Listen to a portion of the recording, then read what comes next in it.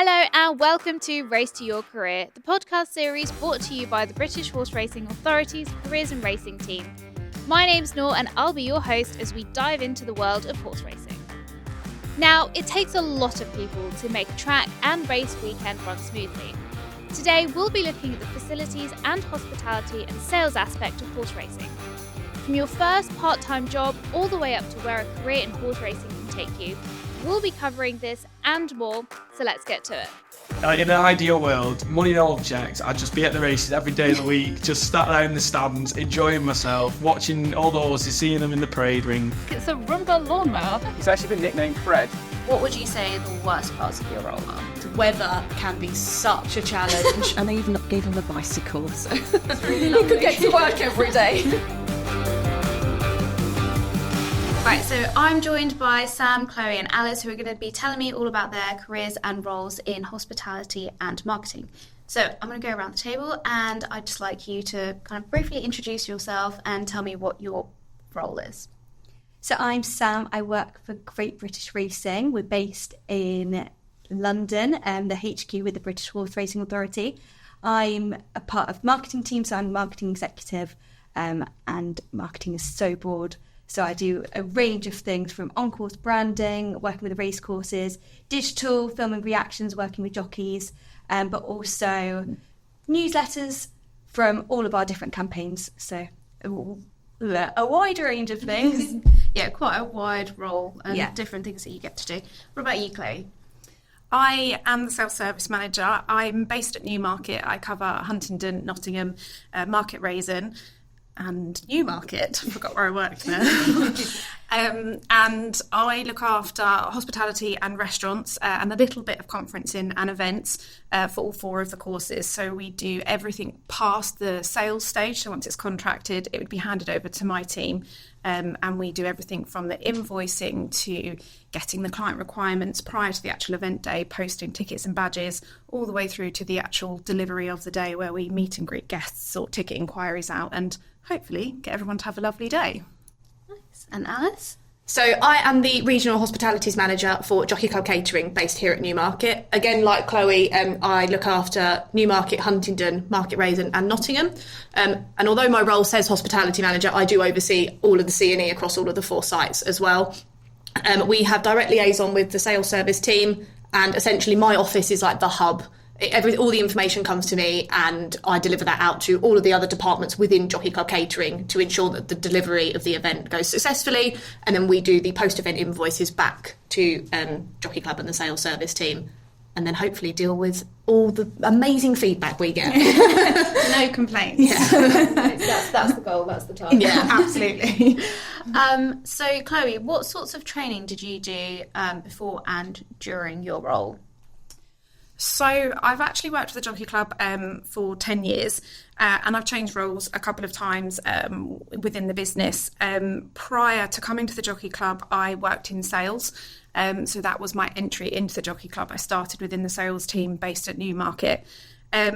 Once at the Jockey Club, I did various different sales courses, but I have to admit, prior to working here, I had absolutely no idea how many roles and how vast the opportunities are actually within not just racing, but sort of, outside of the racecourse itself. So I was really keen on management. So the Jockey Club put me through management training. I have done some slightly less fun training on health and safety. So I've trained IELTS courses and things like that so that I can deliver things correctly. And I've also done customer service training, so world host training to make sure that we can deliver the best customer service possible. And Alice, you mentioned that you started out by doing part-time work whilst you were at university. Can you tell me a little bit more about that and the training that you went through to kind of be where you are now? Yeah, so I started, my first shift actually was 2,000 guineas Saturday in 2012, which seems like a lifetime ago now. And it was when Aidan O'Brien actually won the double that year.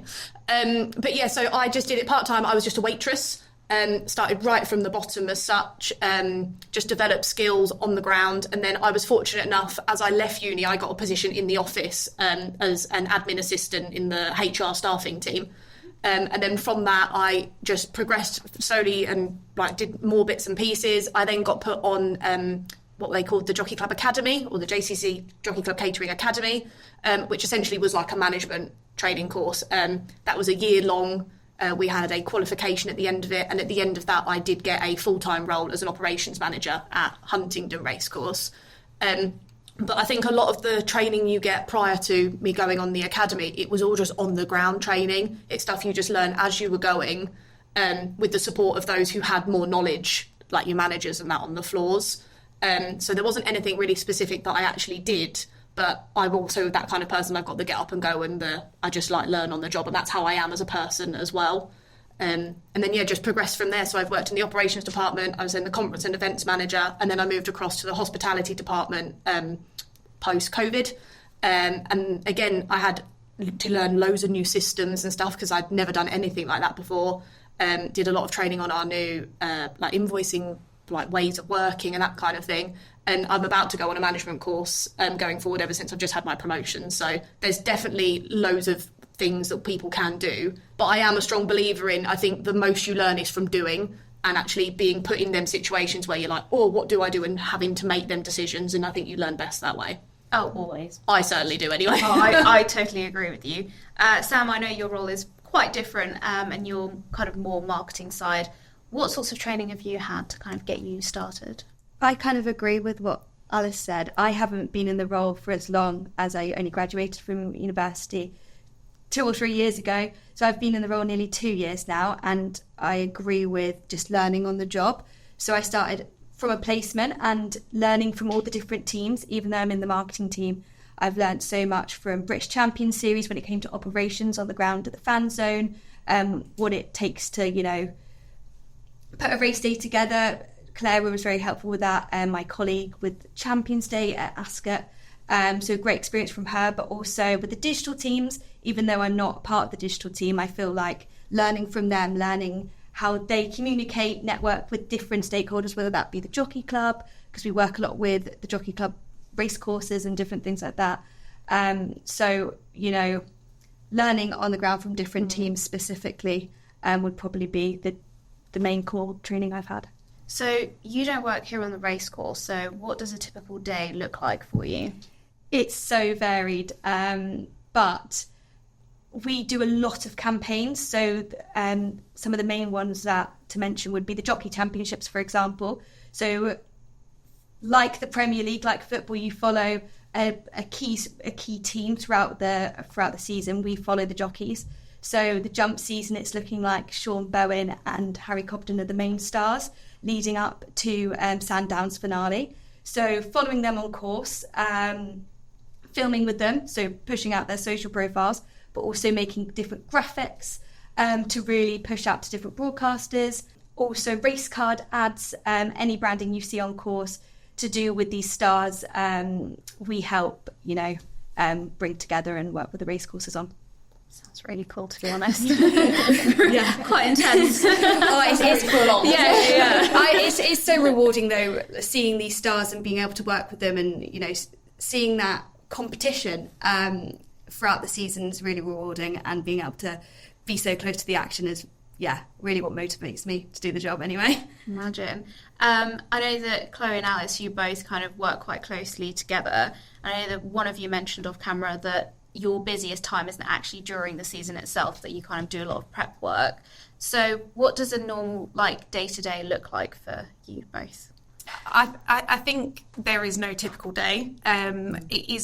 Everything is constantly so varied, and you get curveballs all the time.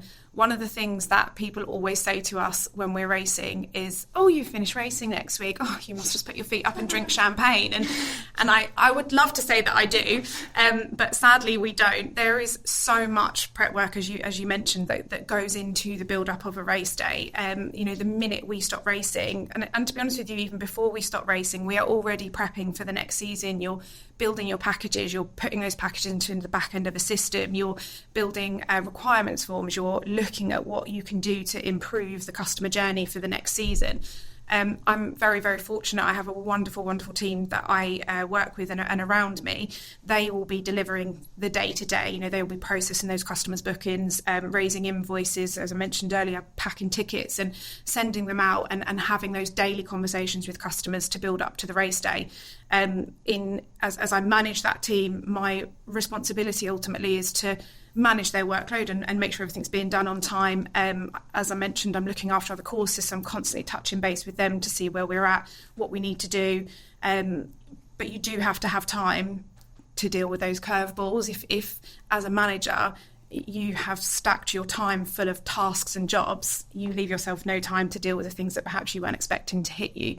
So it is really important to make sure that you have got that scope to support and help. And then a large portion of my time is spent speaking to Alice and passing all my information that I've got from the customers or my team has got from the customers all over to Alice, so that ultimately Alice can deliver. I say that if I have a quiet race day for me is a good day, because it means that everything is running smoothly, and Alice is hopefully running around making everything run smoothly on the race day for me. And mine might not be quiet, but Chloe's is. So if all my customers are happy and everything is going as it should, I should have a successful, quiet and enjoyable race day, and Alice is running around behind the scenes. Yeah, it's funny really. I suppose a lot, like Chloe said, a lot of our stuff is pre and post. The race day, well, yes, we run around and look like swans. We're like elegant. We're like doing this underneath.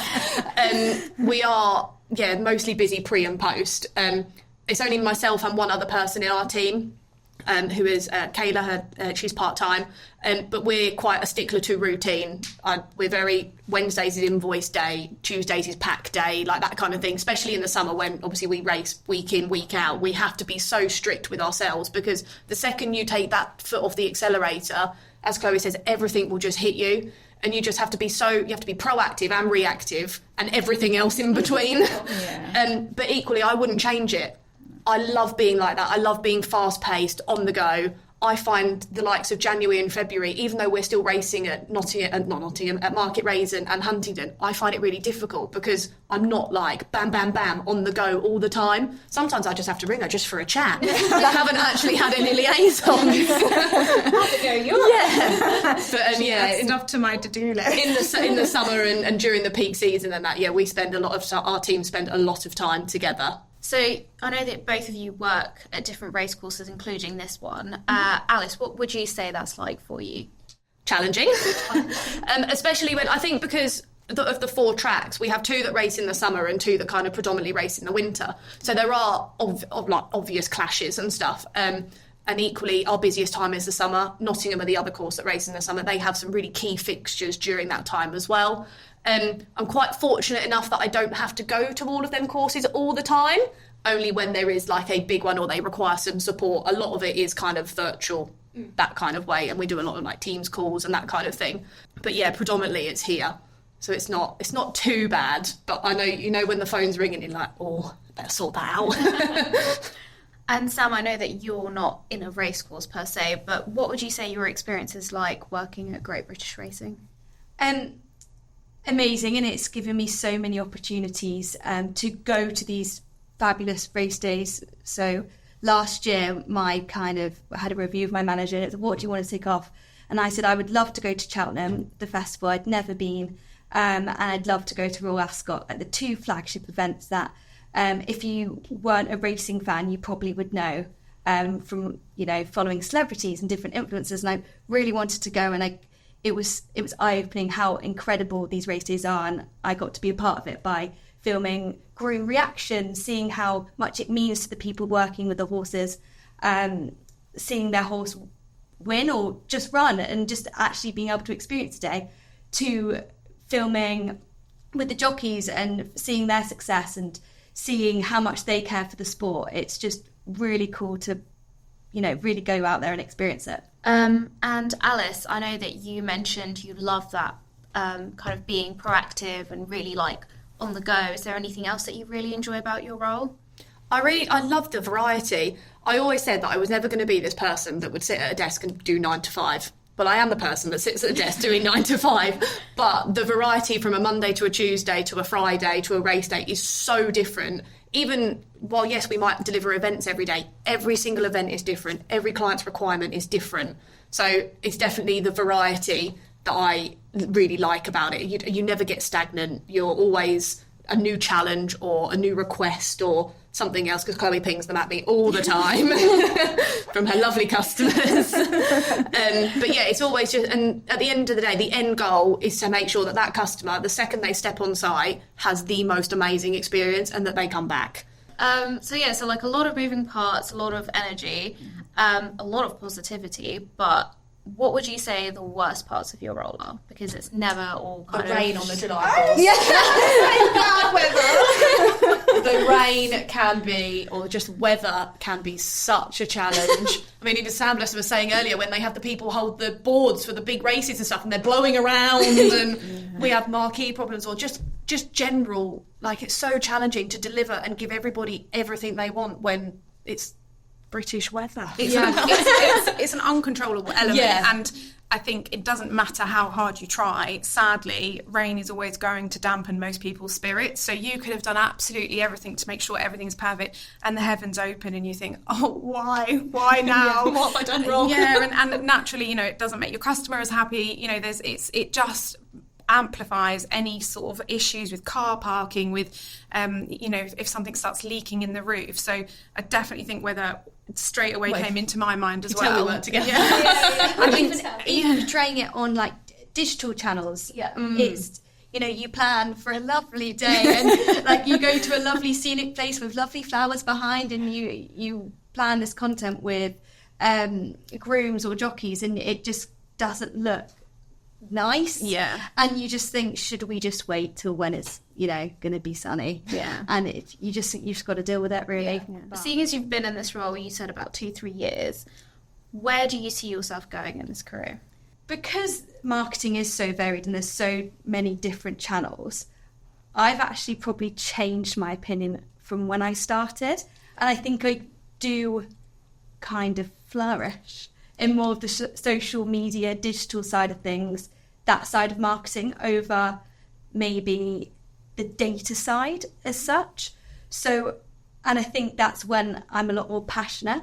So I think maybe going off into that space, definitely still remaining in sports, horse racing being my favourite, but I love sports in general. So staying within racing, not sure what side, there's so many varied sides, when it's Racecourse, Budstock, so many things, who knows. What about you, Chloe? I think that career aspirations for me is about being happy in my role, enjoying my day to day, and having that's something that gets you out of bed in the morning and makes you want to go to work. We all work to pay our bills and things like that. If we can add on top of that, we actually enjoy our jobs, that to me is the creme de la creme. I think sometimes we can put an awful lot of pressure on ourselves to potentially push ourselves up and promote ourselves, when actually maybe we don't want that. I am a little bit of a sliding doors person. I like to see what's there and then ask the question, see if it's right for me, and then push myself to go for it. But I think it's also important to just push yourself within your own role, push the boundaries of what you're delivering in your role, and make it bigger and better for yourself.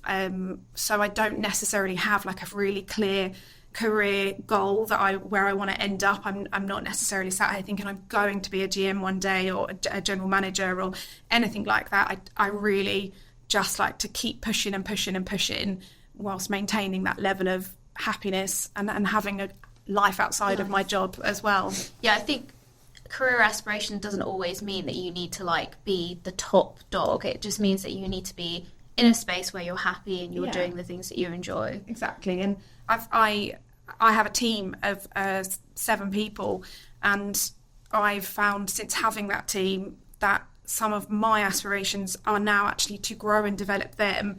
And I have been fortunate that I've seen 2 or 3 of my team move on to other roles and promote themselves. And it has been so fulfilling to sit back and think, I helped with that. I helped their journey. I helped grow and develop them. And we quite often have people come into the role that have come straight from uni or straight from school sometimes and haven't necessarily got a huge amount of qualifications behind them or a huge amount of training.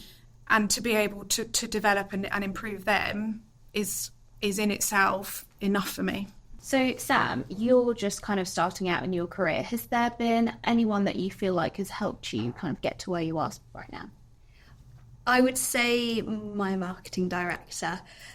Big him up here a bit, but because I started on a placement, I think he really championed me to try different roles, train on the job, work in different departments. And we sat down, he was like, what do you want to do? And I said it was marketing, and that's where I felt my strengths were. So he really pushed me, and there was a role that came up at Great British Racing at the time, so luckily I got to stay in the same team, and it was really nice.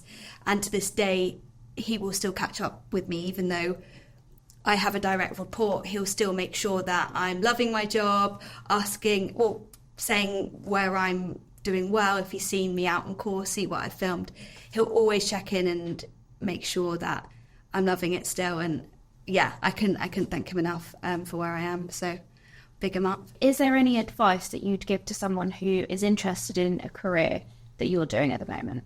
I think the advice I would give anybody heading into racing, and I have mentioned it a couple of times already, but is honestly just to ask questions to everybody and anybody.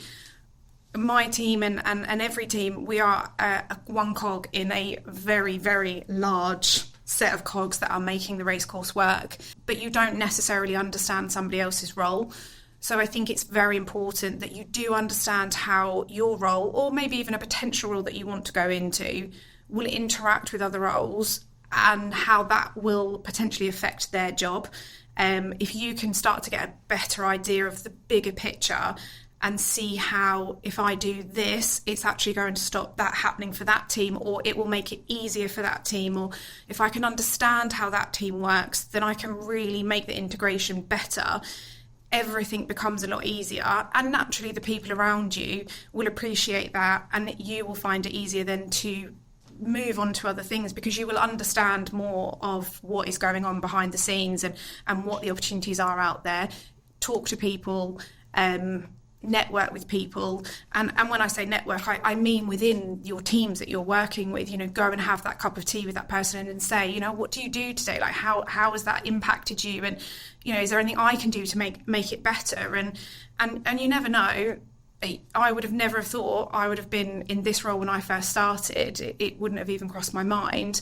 By changing roles and by pushing the boundaries of what I'm comfortable in, I've been able to grow and now in a job that I absolutely love.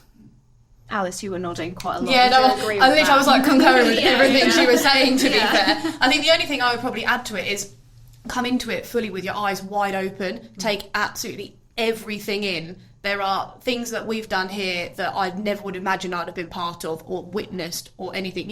You see history on that track, or anywhere, any race course, on the gallops when you see them out working in the mornings and stuff, like absolutely all aspects. There is stuff that you just never would have expected to be part of, to see, to think, oh, we've achieved that. So yeah, I definitely think an eyes wide open approach, and absolutely everything else that Chloe said, because she said it way better than me. And what about you, Sam, especially from the marketing side of things?